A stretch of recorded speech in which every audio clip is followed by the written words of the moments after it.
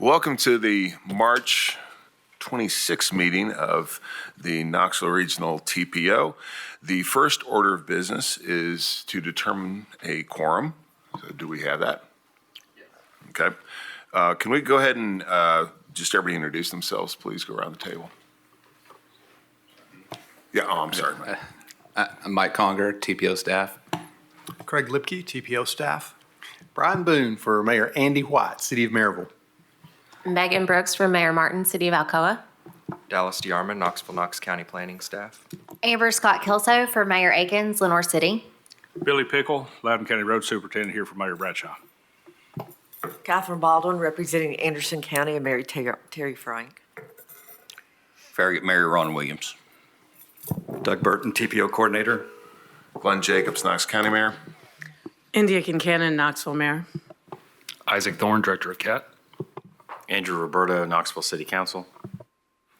James Temple for County Mayor Larry Waters. Don Walker for Mayor Mitchell, Blount County. Good morning, Matt Meservey, TDOT Planning, representing Troy Ebert and Governor Lee. Thank you. Thank you. Is there anyone on Zoom? We have Timothy with Stantec, who will be joining us later for the mobility plan. Great, thank you and welcome. Are there any amendments to the agenda? Seeing none, move on. The first order of business is to approve the meetings of the February 26, 2025 Executive Board. All in favor, please say aye. Aye. Is there any discussion, anything? Okay. Hearing none, none opposed, motion passes. On to the FY 2023-26 Transportation Improvement Plan Amendment. And Doug, who will be presenting that? I'm sorry. Craig? Yep. Thank you. This is an amendment. Again, we've had a number of these here recently for projects that are getting ready to let, and essentially estimates are updated at that point. This one's still moving through. We've got some right-of-way costs and construction and updating those costs for a CMAQ project for the city of Knoxville. And this one, again, it's an exempt air quality as those CMAQ projects are. Total funding that we're adding is about $2.6 million. That is all CMAQ PM 2.5 funding that's being added to the original CMAQ award for this project, which the project is the traffic signal improvements in the UT area. A lot of narrative here, but essentially we are updating the project schedule, adding right-of-way funding in fiscal 25, and then increasing the construction funding in fiscal 26 that you see there. And you'll see the fiscal 25 right-of-way, the PM 2.5 line there, adding $425,000 to right-of-way. And then the new line there, fiscal 26 construction, that's labeled as PM 2.5, adding about $2.2 million to that overall construction award. The total project cost is about $5.6 million. The cost overrun for this funding that's being added was approved by the technical committee earlier this month. And I will pause if there are any additional questions about this amendment.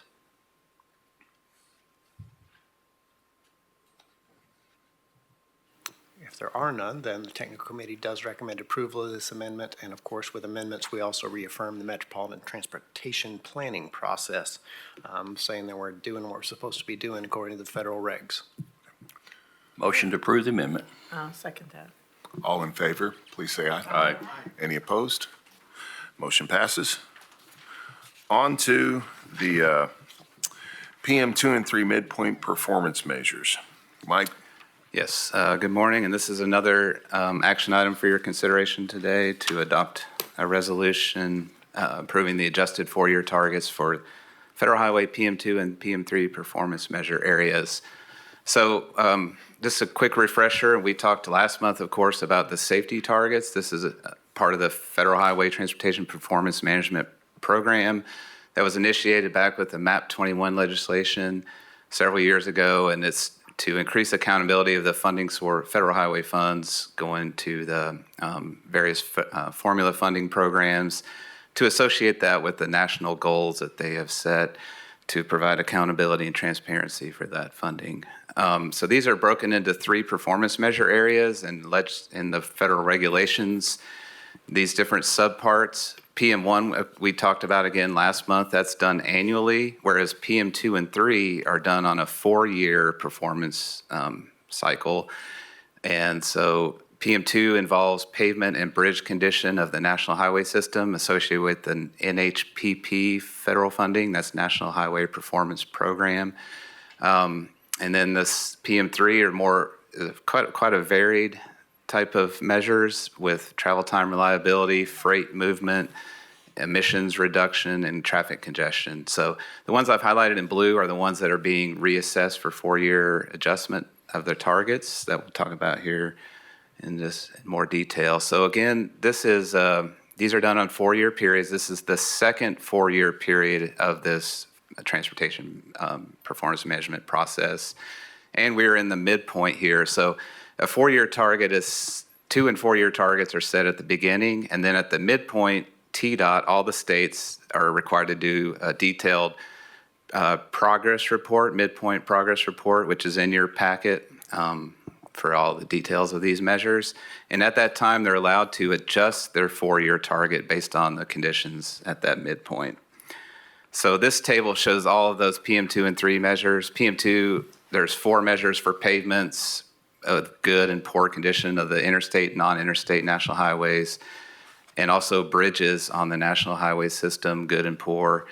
And then the PM3 reliability section there, and then the emissions section. So TDOT reviewed their targets for the bridge and pavement and decided to leave those alone. They're actually on track to meet their 4-year targets. And TDOT really does have a focus on fix it first and maintaining the system. I think they're to be commended for their approach to funding the bridge and pavement maintenance. In the report, they talk about how the funding levels were not really sufficient due to the major inflation we've seen. So they've had to increase funding to keep their bridges and pavements at that level. So we'll see how, that hopefully inflation will come down as we move forward for that. But so no changes on the targets for those measures. On the other hand, though, for reliability, travel time reliability, this is kind of related to congestion and that how reliable your commute period is, both for on the regular commuters and the freight side, truck travel time reliability. We've seen degradation of that since coming out of COVID. Of course, everything was good in 2020 with less traffic, but we've kind of gone back to pre-COVID and even worse congestion. So they've adjusted their targets for those measures a little bit there. On the emissions, this is related to the CMAQ funding program and is directly tied to those projects that are selected with CMAQ. Some of you may have heard the CMAQ program kind of got overextended. There have not been recent project selection awards made by TDOT statewide.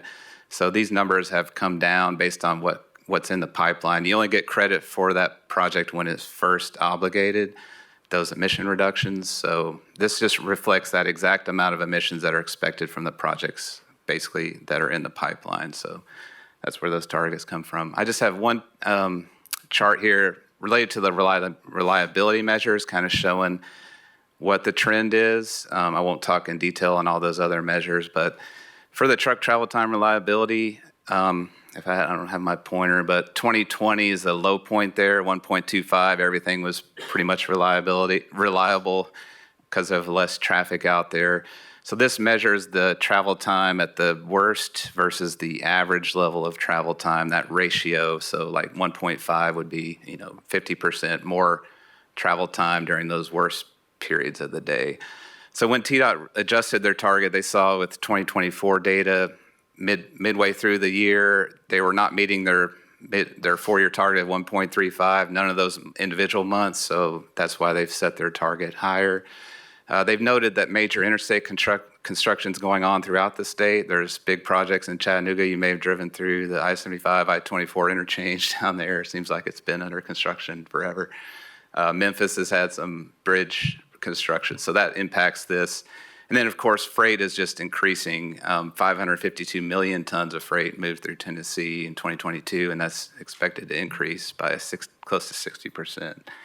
So all those factors. And then this is a statewide reliability measure, which doesn't really a lot of that gets washed out with the large rural areas. You can see this map here shows the travel time, the big data that we're able to access to track these measures. You can see it's all centered in the urban areas.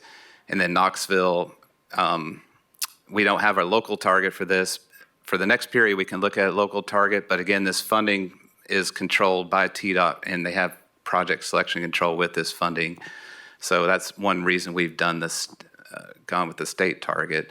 But we will be tracking this on our local measures, the reliability with our moving forward after the mobility plan. We'll show you here with mobility plan presentation, kind of the dashboards we're looking at developing with some of this data. So we'll be able to track that and see, we've noted a lot of congestion and on I-40/75. Of course, you've heard about the project, the study TDOT's doing, and that's a big thing to target with that. So that's where we are. We do have to adopt these 180 days after TDOT's midpoint performance period, which the deadline for that is April 14th next month. So we need your approval of this resolution to move forward with these target adjustments. If there are any questions, I can answer. Yeah, I had a question, Mike. Do we know, or is it part of the analysis, like what proportion of freight moves by rail versus truck? And also, is that part of the analysis, or is this just for highways? So this measure is strictly highway side for truck travel time reliability. TDOT has a statewide freight plan, and as part of that, they do a bottleneck analysis. I'm not sure when the last update was, but Matt, you may want to. I believe the last update was 2 or 3 years ago. Now, I will say that when we we just received a executed contract with our consultant to start our long-range transportation plan. So all of this is going to be revisited in our analysis of the entire statewide system shortly. So that might include a statewide freight plan update, but we have not decided that yet. Which means it would be rail and truck freight. Mm-hmm. Yep. Okay. That, we just have a ton of freight trains in Knoxville. I don't know if the freight, is increasing at that mode of transportation too, or I just have no idea. Yeah, and we also have barge freight here. We're at the end of the line, kind of, for the Tennessee River. We have looked at those numbers. It's been a while on our side, and we are looking in our next work program to potentially do another update of that freight. And there's data provided by TDOT as well that we can access on all that freight by mode, I believe, that they've purchased new data for. So and those are things we'll be looking into. part of the I-40/75 study that's happening right now is also looking into the freight issues and potential diversion. And that funding is tied to the National Highway Freight Program funding, which this area has not received. It's relatively small pot of formula funds, and I guess Memphis has had some big projects using that, but so far we have not had that. I think that's anything else? Okay. If there are no questions for Mike, do I hear a motion to approve? Motion to approve resolution. Second. All in favor, please say aye. Aye. Aye. Any opposed? Motion carries. On to agenda item number 5, public transit asset management and safety plan targets. Is it Jonah? Is this? There you are. Thank you. Yep. Morning. I'll be going over 2 sets of metrics for you all to take a look at and approve. The first is the transit asset management plan. It's a strategic approach to managing our transit assets in the area. The main goal is just to keep all of our buses, vans, assets like that in a state of good repair. And that's just the condition that it can operate at a safe level and just do everything that it needs to do. We can't go in as the TPO to look at each and every vehicle in the area, so we use the useful life benchmark as a proxy. And that is a age set but not mandated by the FTA. It's just the expected life cycle of that asset, and it varies by type of vehicle. We have a goal of keeping no less than 90% of the rolling stock and assets in a state of good repair. These targets are a tool for the TPO and local transit operators, but there are no penalties for not meeting them. So this is just hitting the highlights. You can see on the left side, you have the type of assets, the useful life benchmark, the transit agencies that hold those assets, and then on the right side, that's the important part. You can see our target, again, is keeping under 10% backlog in state good repair. You can see we're a good bit over that for pretty much all of our asset classes. And you can see more details in your agenda packet there. Now, some reasons why we might be over that backlog. Back up and just, so a green check is good. Well, that Or just means that the transit agency holds an asset in that class. So you can green see- check is meaningless. I mean, like, it doesn't mean good.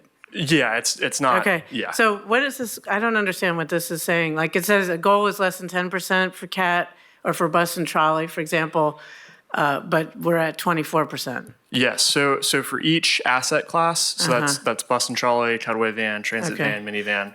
We want to keep.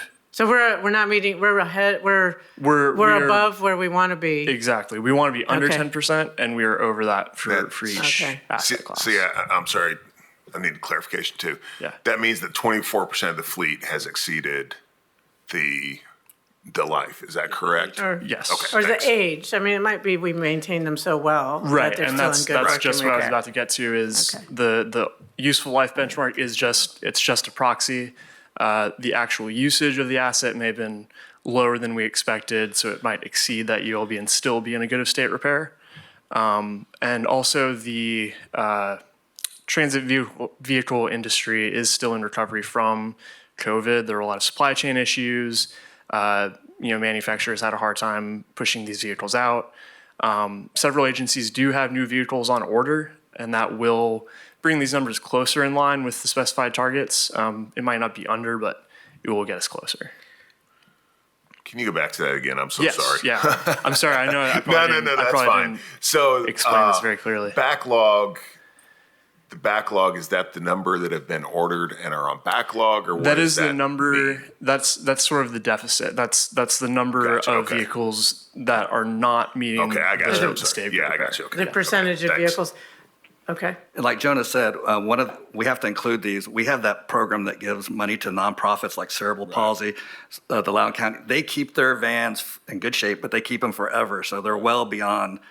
So unfortunately, it kind of shades these a little bit more in the negative. And as also Jonah said, I know like CAC's got 18 vans on order, CAT has some buses on order, Ethra has some. So when all those started arriving, there was a whole big shutdown, not only due to COVID, but as you remember, there was the computer chip issue with all vehicles. So the transit industry suffered the same thing that all the car industry did. So they should be catching up a lot better when these new buses and vans arrive. Just as a point of information, we're not operating trolleys anymore, correct? And also, even when we did, they're just buses. They're the same exact engine. They just have different. They just had a different Right. decoration on Yeah. the. I mean, they weren't like San Francisco trolleys with electric line. Right. I mean, I had a question for Isaac. Now that we're slowly moving towards more electric buses, do they have a longer life? Or maybe this is for Jonah. Do they last longer? Are they cheaper to maintain? Or, I mean, they're just a battery. They're cheaper to maintain once, I mean, aside from not having to pay for diesel, but correct, you're not changing oil or filters or whatnot, so the maintenance is a lot easier. do they last longer or is it too soon to tell? You can get about 15 years, 16 years out of them. So right now, our useful life is 14. It's really just a battery life. So You can't just put in a new battery? You can, and so we have a warranty that covers that. Yep, that covers the battery life. Okay, so this is, when you talk about the age, it's the whole vehicle, the engine and the tires and the Yes. body. And again, Okay. it's just the closest that we as an agency can get to approximating the state of good repair.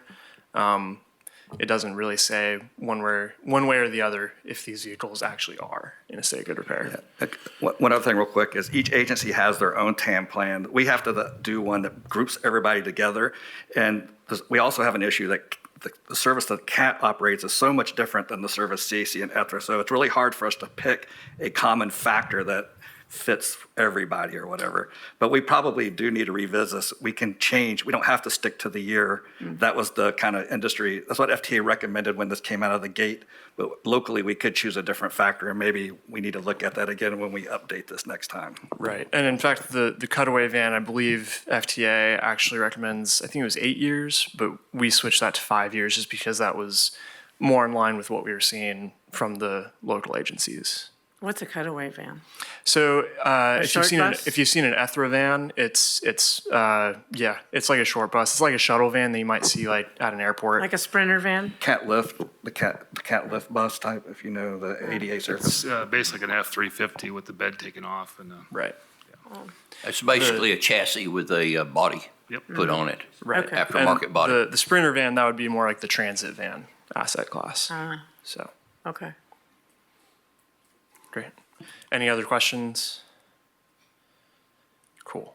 All right, so the next is the Public Transportation Agency safety plans. These are required by the FTA, and every transit operator has to develop and adopt one. The important thing is that these include safety performance targets. The CPO will integrate these performance targets into their planning documents, including the mobility plan and the TIP. And again, there are no penalties if these targets are not met. So you have several metrics. You have fatalities, injuries, safety events, and mechanical failures. And for each of those, you also have rate per projected 100,000 vehicle revenue miles traveled. You can see those broken down by agency and the type of service that they provide. So CAT has both fixed route buses and demand response. CAC just has demand response, and then ETHRA has both bus and demand response. If you have any specific questions about these numbers. I would just, say like transit's way safer than individual cars. Yeah. I mean, that's a exactly. good thing to remember, I think. And it's, is there a way to tell from this table, are we meeting the safety goals? I mean, I don't see green checks or red X's. Like, what's the translation here? Yeah, so these are just the goals for this upcoming cycle. But what's the goal? So for fatalities, you can see for all agencies, they've set that at 0. Injuries, CAT has 5 for both bus and demand. Okay, so the gray column is the goal and the blue column is the real. The color is just to sort of separate those columns so it's easier. You can. I was trying to group them by, you have fatalities and fatality rate, injuries and injury rate. So the colors don't actually necessarily mean anything. anything. The column to the left is the goal and the rate is the data we have for 1 year. So the rate. We don't have any of the existing data right Yeah, now that- shown on this. We can get that. Okay. The rate is This is based just on goals. more of a projection of how many vehicle revenue miles each agency expects. It's not necessarily from the previous year. Once again, the federal government either allows us to adopt each agency has their own individual safety plan, or we can develop a regional, and because, once again, the service type is so drastic, we just basically adopt what they have in their own individual plan. So, but we can get with them and report back what the actual data is showing. Yeah, each agency has to report to FTA. They have to do a public transit agency safety plan. So I do believe ETHRA, CAC, and CAT all do that. Yep. Great. If there are any more questions, if not, the technical committee does recommend approval of a resolution adopting these targets. Any questions? Okay, thank you, Jonah, and sorry for peppering with so many questions there. No worries. All right. A motion to approve. We have a motion and a second. All in favor, please say aye. Any opposed? All right, motion carries. Thank you, Jonah. Up next is Mobility 2050, Mobility Plan, 2050 update. Yeah, That's I'll- on I'll Zoom. kick Or this Mike, you off. doing that? I'm sorry. Thanks. Yeah, I'll kick this off just to introduce our presenter today, again, Timothy Tressalevi with Stantec, who's been working with us on this mobility plan update that we've been talking to you guys about for over a year now, I think. I just want to check if Timothy can hear us and we can hear him. He's on Zoom. I'm here. I can hear you just fine. Can you hear me? Yes, we hear you. So Excellent. I'll just advance the slide when you let me know. So take it away. Appreciate it. Let's go ahead and advance it to the timeline. Great. So we are kind of here at the finish line. We've been through our three big phases, the listening and gathering and doing data assembly, our first round of engagement there between the first section and the middle, a lot of work in the middle on needs assessment and kind of refining projects, auditing our existing projects, and several more kind of analysis pieces in the middle. And then round two of engagement was last fall. We reported back on that at that time. We've been drafting this MTP update ever since, and we are at that kind of review phase. So the first round of review with the TCC and with TDOT is complete. We are now in the FHWA round of review, which is concurrent with the public review.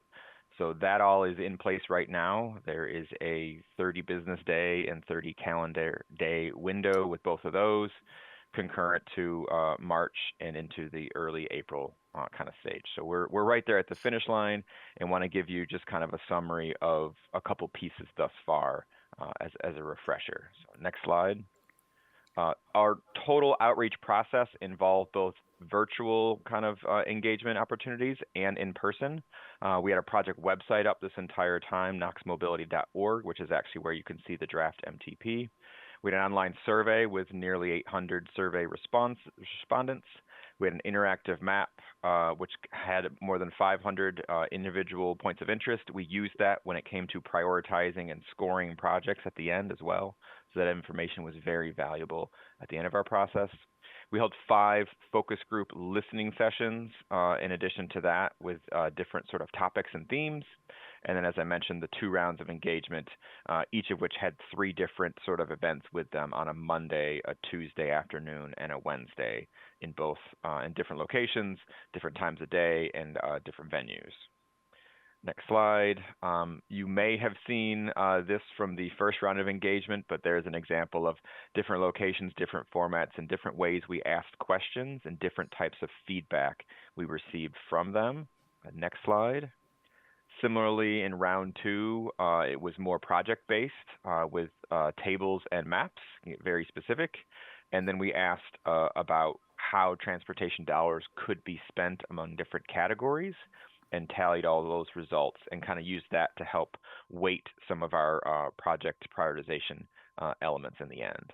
And as you can see on the right, we had a captive audience there, plenty of people trying to get into the room to comment on our projects. Next slide.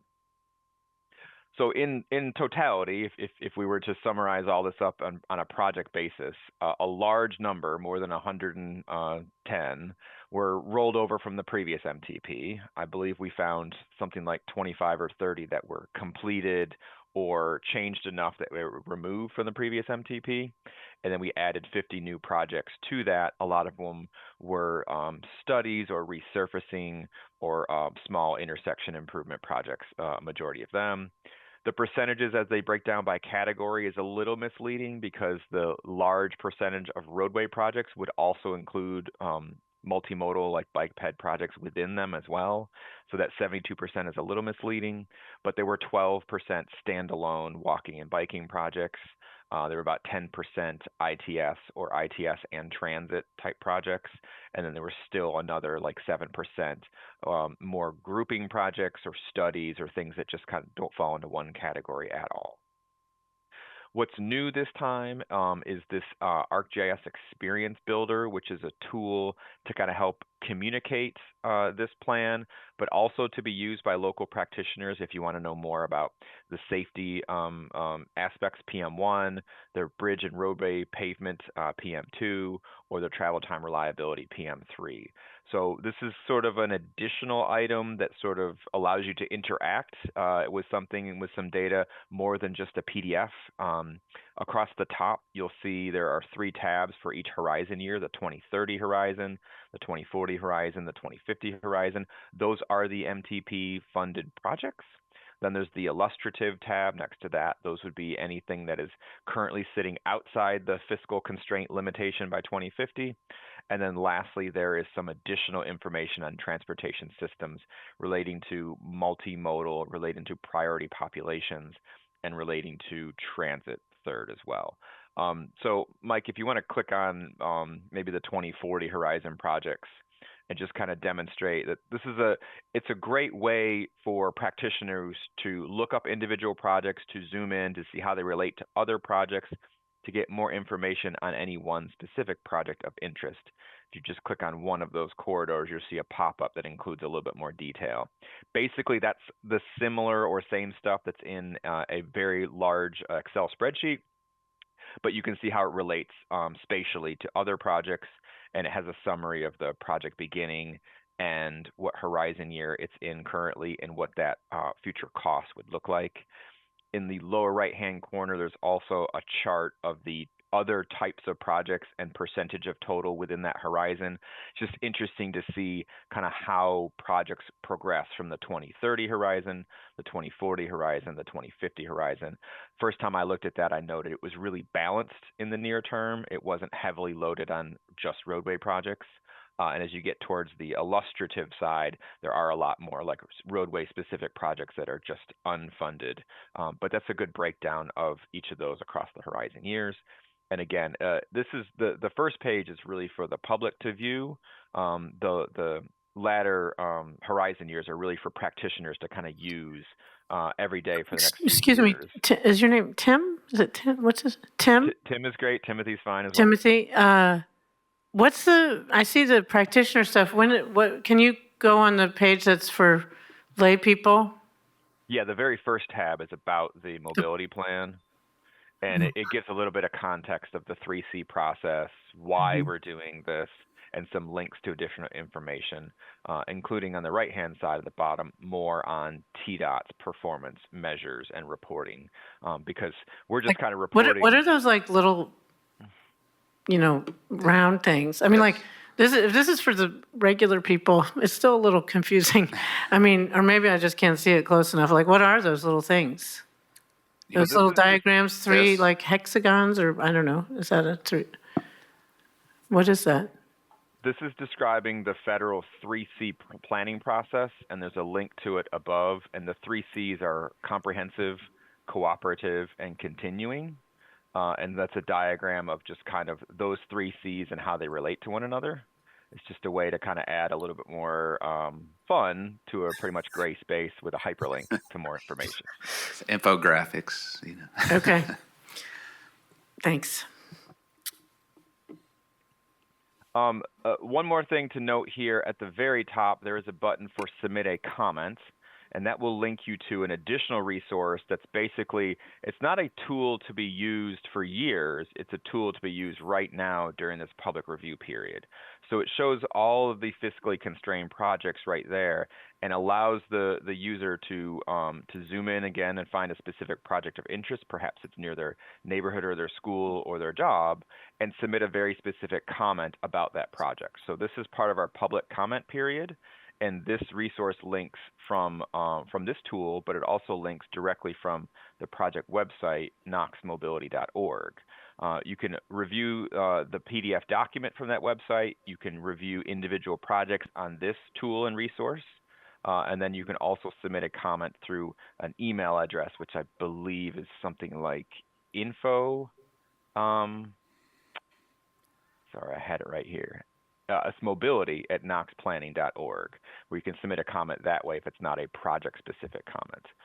But this resource it's got a shelf life, like it's valuable now, and it's valuable for the next several weeks. But once this plan is endorsed and adopted in the end of April, the public comment period, quote, closes, and these comments are sort of aggregated, documented, and included in the package.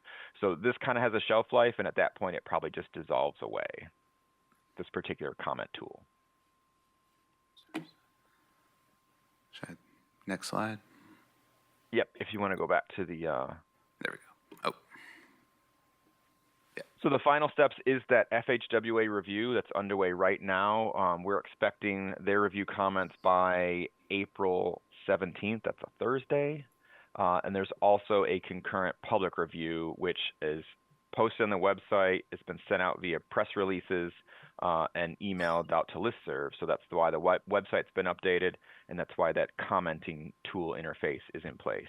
And that's a 30-day public comment period that runs until about April 2nd, I believe, depending upon when exactly it started, 30 days. And then it will close right around the time of project endorsement, which is right now that adoption on Wednesday, April 30th is what we're targeting.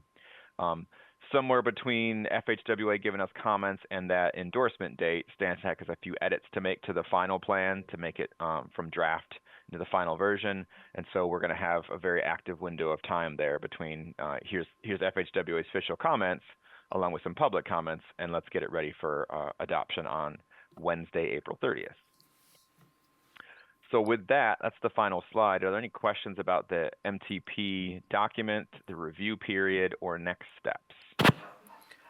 Yeah, I had a question. I happened to attend a panel discussion yesterday where Matt and some others were, presenting on passenger rail, and there were some people there from Virginia, and they've made a lot of progress on passenger rail in Virginia, including, I think, going up to Bristol.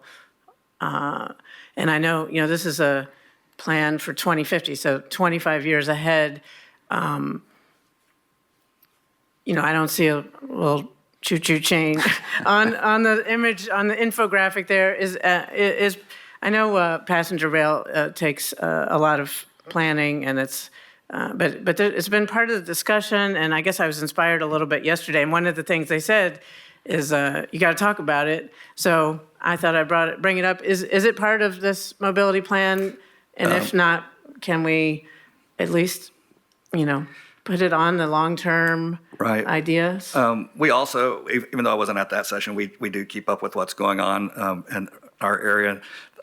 If you remember, we do this plan every 4 years. That's because things will change, and it has to be fiscally constrained. So we have to put projects in here that we can show that we can pay for. So a lot of the passenger rail is still at a stage where we as a planning agency, we can definitely be involved in those and endorse the planning studies, but actually getting the projects in the plan, we would have to show that they're more closer to being actually accomplished. Matt. There's a planning grant opportunity, or I don't know, Matt? Well, the TASER did a study. I don't know if we were there for that conversation, but TASER did a study a couple years ago that looked at the most attractive routes within Tennessee that, by priority. And the first tier was the section that went from, I started at Savannah, Georgia, and went to, I believe, Kansas City, but it covered Chattanooga and Nashville in the process. That was the tier one. We didn't like that. No, well. I believe the second tier was the one that had the Knoxville-Bristol connection. And that is, it has to be done through a process of applying for the startup funds, $500,000. Chattanooga actually received that grant, and they're working to start that conversation. But that is a drop in the bucket with how much it's going to cost. I think we've done a back of the napkin calculation, and if we were to include the 550 miles that are estimated that would be needed, it's somewhere in the realm of $13-14 billion that would be required. So as far as fiscal constraint, that might be a little hard to do, but I think what could be discussed is just the consistency of the emergence of passenger rail in the plan, and I don't know if you can I think we can discuss that. With this plan, there's several appendixes, and there's an appendix on transit. We could add a paragraph into that just says this is an ongoing topic of discussion, and we support it. And if anything were to emerge, it would be in keeping with our plan. So if there was a grant opportunity or anything like that, the document would support those opportunities. I think at least mentioning it in there somewhere, even if it's not like a specific project, does no harm and might help us be ready for opportunities that come around. Yeah, one thing we did say yesterday was that these types of conversations have to happen at the local level. We need the support from the locals to bring it to state legislature and ultimately up to federal legislature in order for something like this to be a viable option. So if you have a passion for it, please be vocal about it and see where it goes. We'll definitely add something into the plan about it. I have a comment. We're talking about passenger rail here, which is goes between states. We're not even talking about commuter rail or which is regional or regional bus service. So those have always been question marks in my mind as we look at transit. You have to have bus service first to establish a culture where the populace is willing to ride transit. We don't have that. We've talked about CAT having, routes between counties, routes between Oak Ridge and the airport, and we haven't gotten there. I mean, that if we're serious about this, you have to go back and start at square one and look at transit on a larger basis. As far as passenger rail, going between states and taking people from Miami to New York, that's not really going to alleviate our local traffic. Commuter rail and bus transit would. Agreed, and that's what should be in your long-range plan. If that is the Right. desire of the membership, the MPO membership, then that should be addressed in the plan as a priority. We need to walk before or crawl before we walk, and passenger rail is flying. Well, the state perspective, obviously, we have to go through local communities to do that. So that's where the partnership would come from.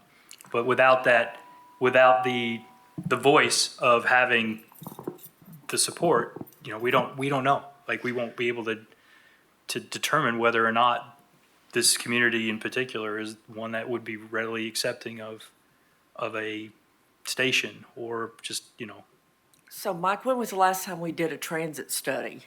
We did that as part of the CAT Reimagined study. There was a add-on to that where we looked at potential regional services. And I know Mayor Williams participated in that. I thought you maybe participated in that. I did. But it looked at connecting Oak Ridge, Maryville, Alcoa to Knoxville to the airport. And it didn't get into, we didn't have enough money to fund like how much riders would actually use it. It just was the transit planning agency's best, using their knowledge, how you might develop it. And the other thing is cost, because there are some federal resources to buy buses, but there's no more really federal or state resources to provide operating. So any of those services we'd have to come up with a local way to fund that. And we just haven't had quite, some of the local cities have not said they're ready to step forward. It would be very expensive. Well, I would just add I want to that. finish my Yeah, thought go here. ahead. So we've done a study. We have not taken the next steps. We know what routes would carry traffic. If we're jumping over to talk about passenger when we haven't even really explored bus transit. And I think it's this body's responsibility to convene those elected and appointed officials to get them to look at this, to give feedback as to whether they consider it a priority. And from my understanding, it's been the fact that the outlying areas have never willing to contribute money to that effort. But there are other ways to raise money for that effort. You can do wheel tax, you can do license plates. Nashville did this, and they established a route to Hendersonville, a route to Franklin, and a route to Murfreesboro. And those routes, the day they opened, the one to Hendersonville operated in the black, and that was just ridership.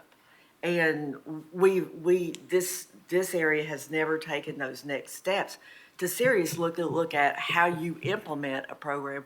We've done the study. We haven't done anything else. I would just add a couple comments.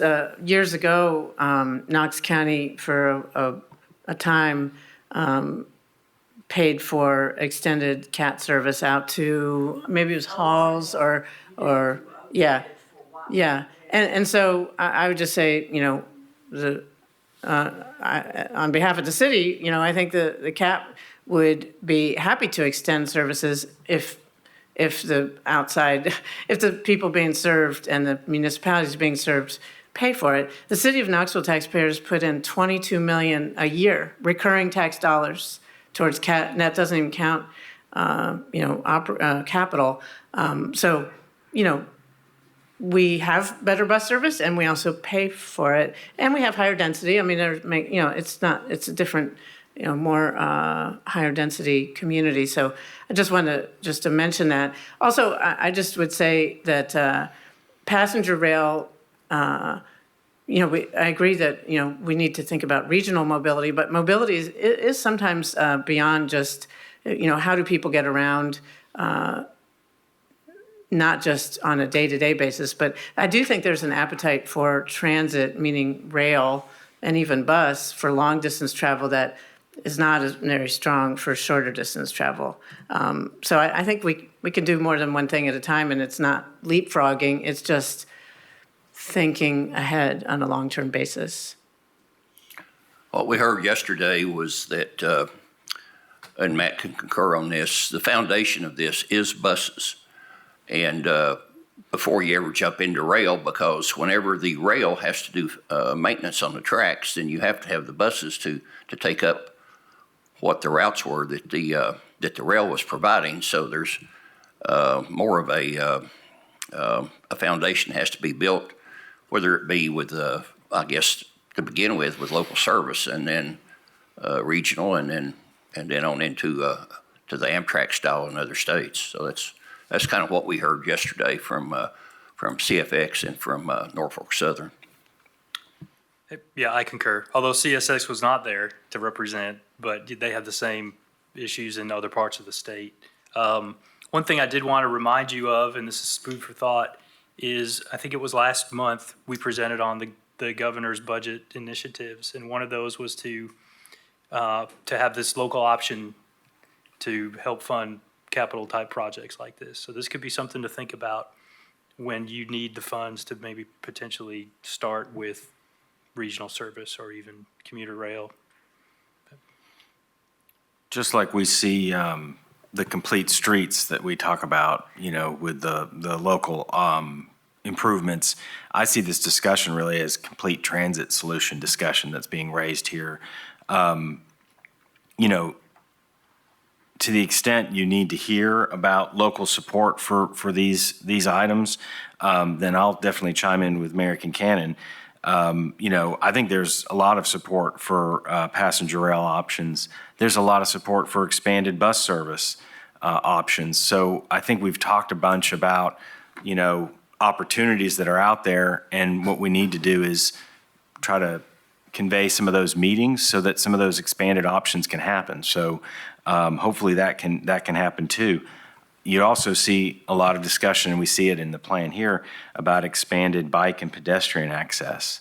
And what I've noticed here recently is just the amount of pedestrian traffic that I'm seeing on places that you normally wouldn't, like even across Kingston Pike, is really quite interesting. So there's a lot of, I think, a lot of demand for more diversity in our transit options. And so I think this is a great discussion, and I hope that adopting this and maybe putting some language in there about opportunities for passenger rail as well would be added in. I know it's just a part in a part to a paragraph and not necessarily a plan, but having that vision about, hey, what we're looking forward to.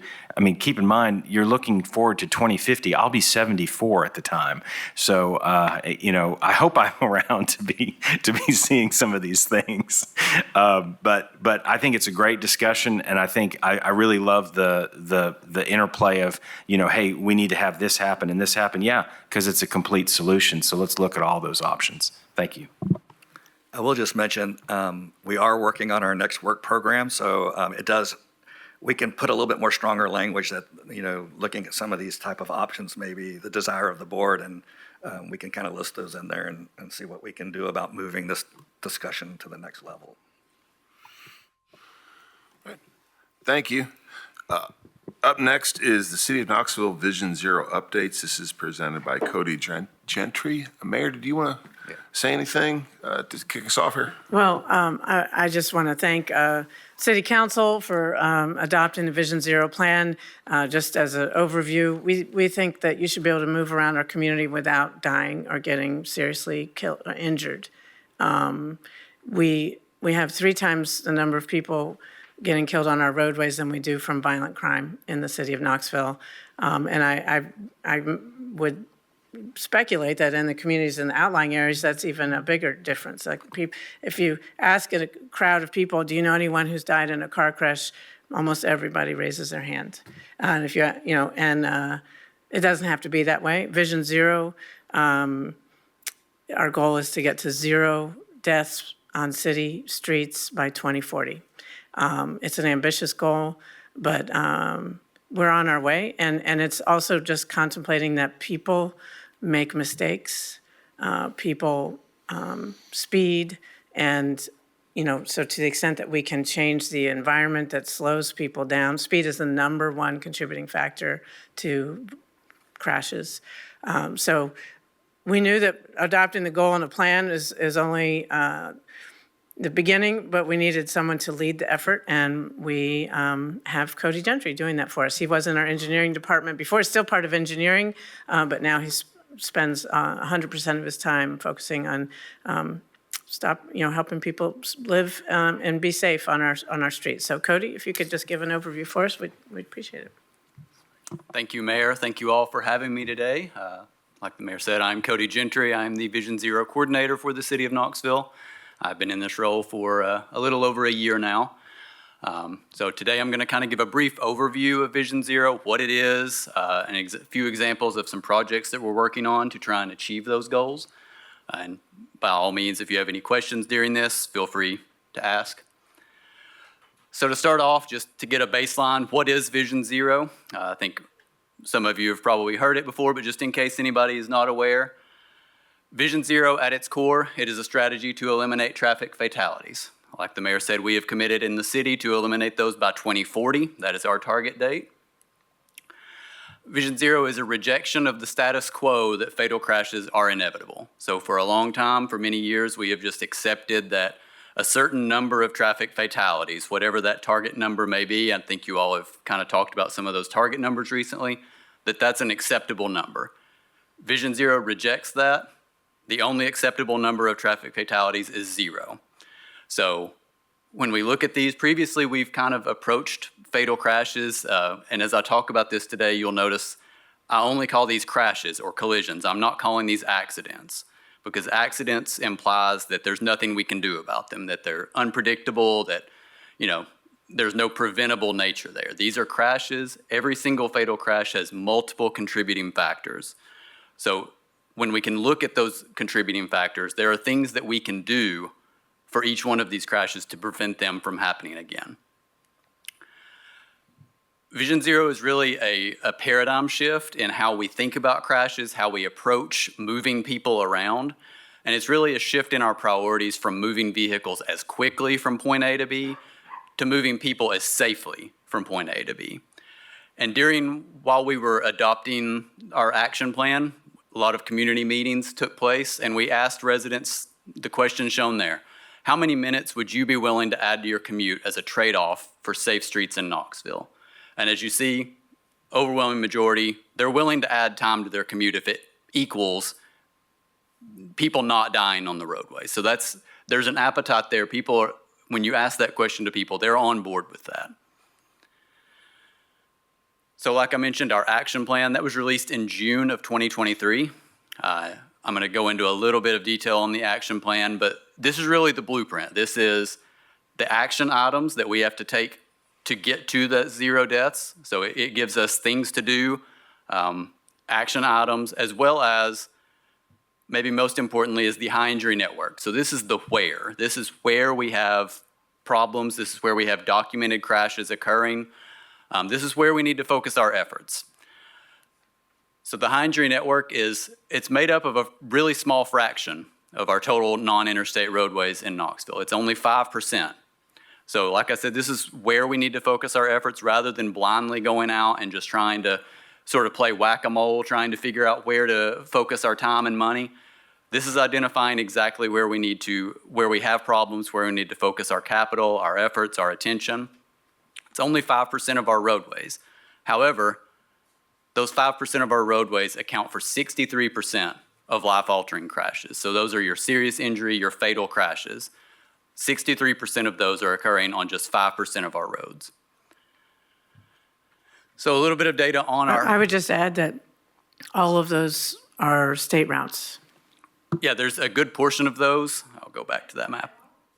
Well, let's see. The highest injury roads there, those are a lot of the state routes. The Clinton Highway, Broadway, Chapman Highway, those are, state routes. There are local roads included on the high injury network, but our most high injury streets are state routes. So some fatal crash data. This is several years worth. These are fatalities on non-interstate roadways within the city of Knoxville. You can see we peaked in 2023 with 36. We're down slightly in 2024 to 32, and obviously, that's trending in the right direction, going down. The only acceptable number is 0. I want to stress that.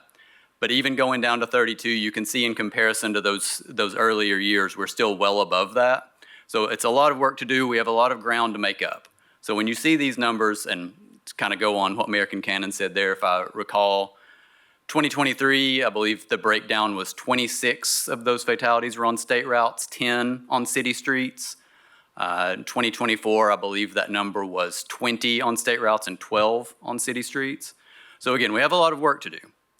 And when you see those numbers, you might say, okay, is this even possible? How can you actually is it even possible to actually reach 0 deaths in now 15 years? So yes, Vision Zero is absolutely possible. Not only is it possible, it is happening in the U.S. This is a map showing from the Vision Zero network showing other Vision Zero communities. These are a lot of our partner cities that they've committed to Vision Zero. And some of these cities have achieved it. So I'm going to touch on a few of those. Hoboken, New Jersey, they are kind of the shining star of Vision Zero. Not only did they reach it, but they have sustained it. I'm not sure on 2024, I've not looked at those numbers, but as of 2023, they were going on 7 years. They reached it and sustained it. Nearby in Jersey City, New Jersey, they reached 0 deaths in 2022. Alexandria, Virginia, near DC, they reached it in 2023. So when we see these other cities that are achieving it, I see no reason that Knoxville can't join that list. And in fact, I take that as a challenge. If they can do it, why can't we? So I see our name being on that list. It's just a matter of when, and it should happen before 2040. So a few of the projects we're working on. We've received a couple of federal grants. I'll give a few updates on those. In 2023, we applied for and received Safe Streets and Roads for All, also called SS4A, from the federal government. It was a total of $10 million. 80% of that is federal. I listed a few there of the ones that are in progress already. We have a few planning projects, as well as a handful of construction projects. And these 3 construction projects were pulled directly from our action plan. That action plan identified priority locations that these are projects that you need to do as soon as possible. We pulled those straight from the action plan, put them in this application. We were awarded the grant.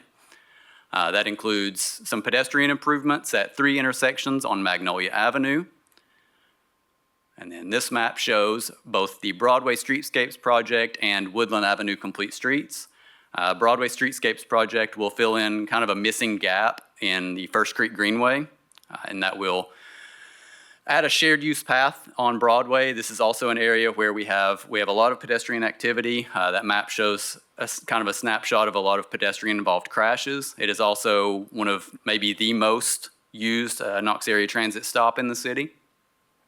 So it'll add some pedestrian upgrades, some crosswalks, some signal upgrades, as well as a shared use path there, connecting to the Woodland Avenue Complete Streets project, which will kind of continue that same project around the corner.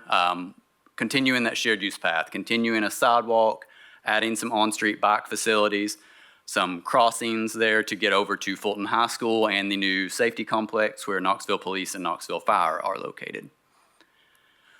So the next year, we applied again for a Safe Streets and Roads for All grant, this time a much larger project. We were once again awarded this, so over $22 million. Again, a few planning projects there. And the construction project associated with this is Chapman Highway from Blunt Avenue to Fort Dickerson. It will add a shared use path on the west side of Chapman Highway.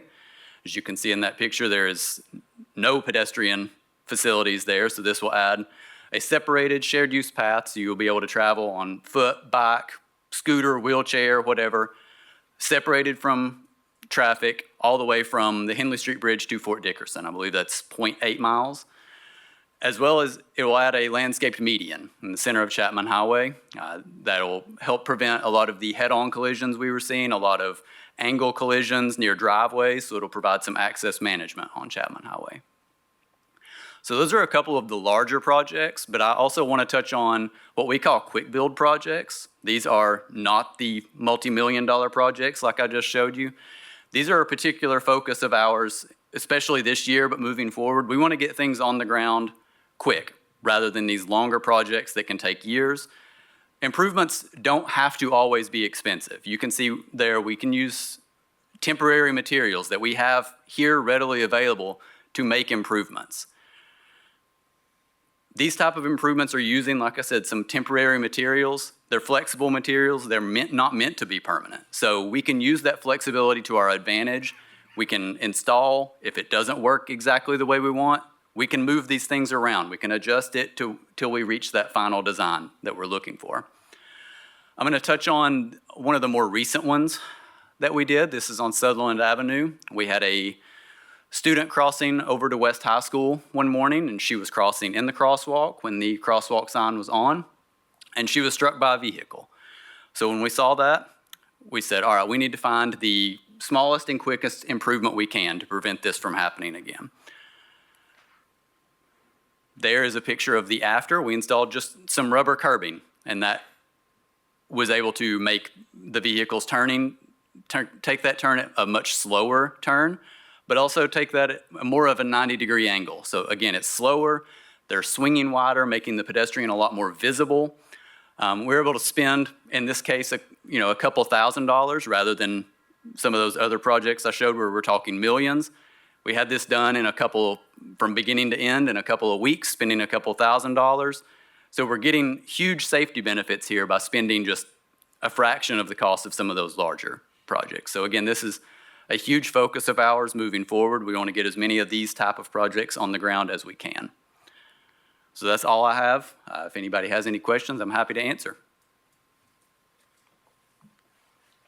I was just going to say thank you. I really appreciate it. And as I mentioned, we are doing a work program, and we do have planning funds. So if you, I know we've talked to several of your technical committee members, but if you have planning ideas or projects that deal in this area, please let us know. I think we can help out with some funding.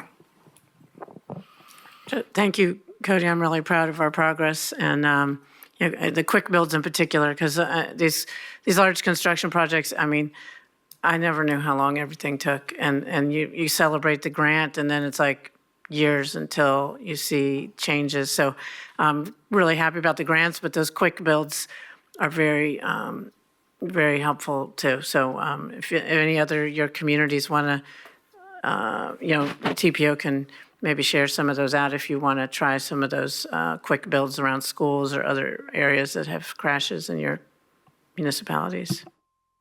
We've installed 3 of them in our area.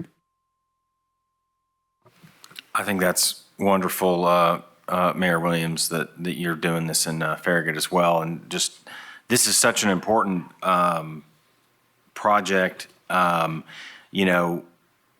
all not only, traveling in Knoxville streets, but we're all traveling streets all over our community. And so a focus on bringing these fatalities to zero, I think, is really important. So I really appreciate Cody and all the work he's doing on this. I know very personally how this can affect people, but the folks that we're talking about are your daughters, your sons, your moms, your dads, your neighbors. And so getting this to zero, I think, is really important. Nobody should have missing people at the table. One part I think that's really important about this is we look a lot about predictive things when we're here, and we're talking about, hey, given the environment we're talking about, there's a prediction about how many fatalities and major injuries you might have. Well, if it's predictable, it's preventable. And so we can make action. I think that's what this program is really about. So just wanted to reiterate how important this is and thank Cody and the mayor for all her work on this as well, so we can keep this going and drive those fatalities down to zero. Thank you. Thank you, Cody. Now we have TDOT and Federal Highway Administration updates. I think I'll be sharing both of these. I have one item that I wanted to discuss, and this was something that was mentioned at the last MPO call a couple weeks ago. But on March 11th, we received a notice from Federal Highway of funds from a TPOe program, which is the Transportation Investment Infrastructure Finance and Innovation Act. It's kind of a program that it's a sort of a loan program from the feds. But anyway, they were $1.8 billion.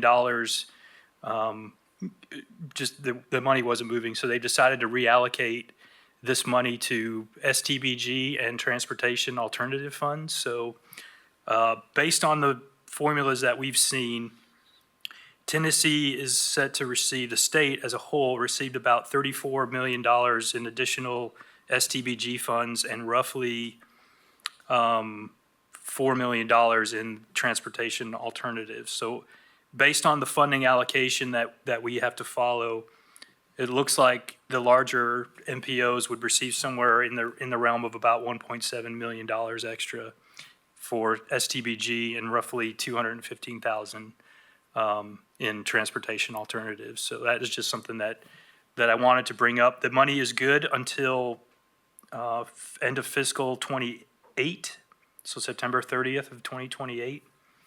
And I believe that they are immediately available. So any questions on that, let me know and I can follow up with it. But that's really all I had today. Yeah, I think our staff will be getting it with TDOT. Still a little bit unclear about how it all flows or everything, but we'll let you know when we find out. All right, thank you. I love your socks too, by the way. Oh, thanks, yeah. I have a dog named Oreo, so they're his socks, actually. Doug, other business? Yeah, I have a few things. The next technical committee is on April 8th, 9 a.m. But we're having a virtual meeting on the mobility plan also that day from noon to 1 o'clock. It's kind of like a lunch and learn. So you can go to our mobility plan website and it's a Zoom call. And we'll also be sending information out to you. You should have received the press release. We sent it out to all technical committee and executive board. But I wanted to let you know the next executive board meeting, we're pushing it back a week. It's going to go April 30th. So we'll send you an email to help remind you of that and also put the link to the mobility plan if you want to go look at it. The way our TDOT federal, all the review, it was just going to be really tight. We think we did a great job on the plan, but if for some reason we got several comments, we weren't going to have enough time to turn it around. So we backed that up a week just to give us a little bit of extra clearance. And we really need everyone to be here because if we don't pass the mobility plan, it can start freezing up funds and stuff. We have to pass that plan. So we'll send you an email reminding you of the date change. But if you can be here, be here. The other thing we had is we had mentioned that the state and the University of Tennessee and our MPO areas were doing a household travel survey. Those letters are going out this week. And I think we found out just for Knox County, like there's 50,000 letters. So that should be about 1 in 4 people will be getting this letter trying to encourage them to do this travel survey. So if you get calls, you can forward them to us. We do have information up on our website that explains this is all legit. It's not trying to scam you or anything. And if you're watching out there on the community television, please do the travel survey. We really need that data for you. I think I've mentioned several times, we're doing our work program. So if you have any idea for planning studies, let us know. We have been talking to several of your technical committee members. They have some ideas, but I don't know, is anything else from staff? Okay, I think we covered that then. Thank you. And at this point, members of the public may address the executive board with a 5-minute time limit for each person. Is there anyone here that would like to address this body? Okay. Then seeing none, without objection, this meeting is adjourned. Thank you all.